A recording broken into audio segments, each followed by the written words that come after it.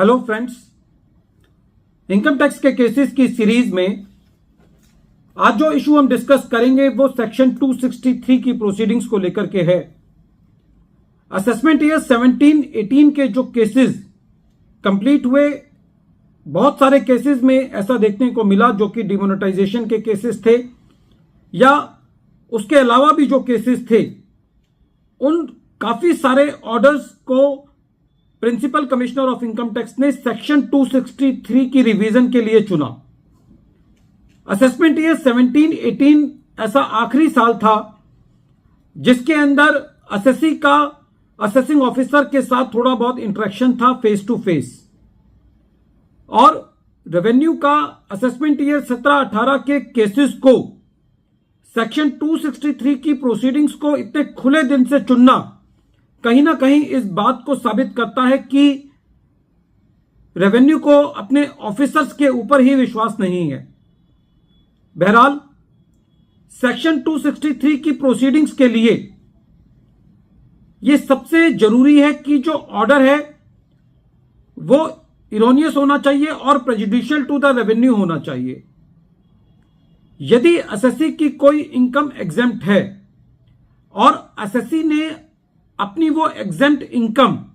अपनी income tax return में नहीं दिखाई या उस इनकम को लॉस से सेट ऑफ करके अपनी इनकम में दिखाया, तो क्या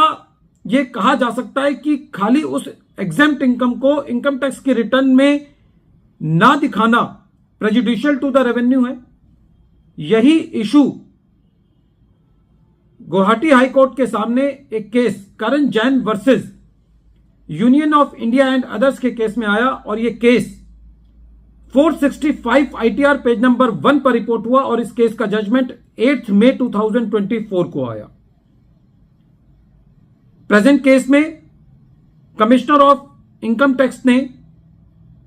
assistant commissioner of income tax के द्वारा बनाए गए प्रपोजल पर,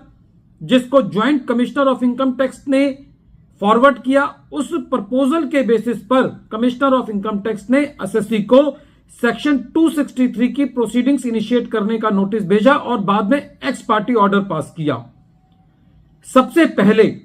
सेक्शन 263 की प्रोसीडिंग्स के लिए यह जरूरी है कि यदि कमिश्नर ऑफ इनकम टैक्स को यह लगता है कि कोई ऑर्डर जो कि पास किया गया है वो इरोनियस और प्रेजुडिशियल टू द रेवेन्यू है और कमिश्नर ऑफ इनकम टैक्स सू मोटो खुद ये इंक्वायरी करता है और प्रोसीडिंग्स को इनिशिएट करता है, खाली तभी वो सेक्शन 263 की प्रोसीडिंग्स चालू कर सकता है। वो किसी दूसरे ऑफिसर के बिहेस्ट पर जो प्रोसीडिंग्स चालू की गई हैं या प्रपोज की गई हैं उसके बेसिस पर सेक्शन 263 की प्रोसीडिंग्स नहीं इनिशिएट कर सकता। तो जब असेसी ने प्रेजेंट केस के अंदर सेक्शन 263 के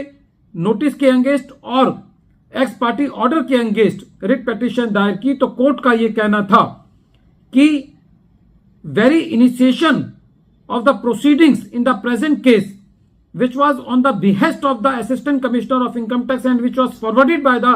Joint Commissioner of Income Tax, was illegal, without jurisdiction and untenable. Second,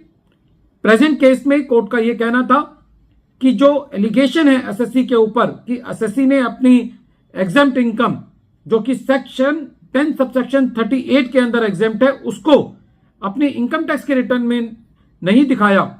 present case के अंदर खाली उस एग्जेम्प्ट इनकम को इनकम टैक्स के रिटर्न में ना दिखाना यह साबित नहीं करता कि वो ऑर्डर जो है वो prejudicial to the interest to the revenue है, क्योंकि यदि एसएससी ने उसको दिखाया भी होता तब भी एसएससी के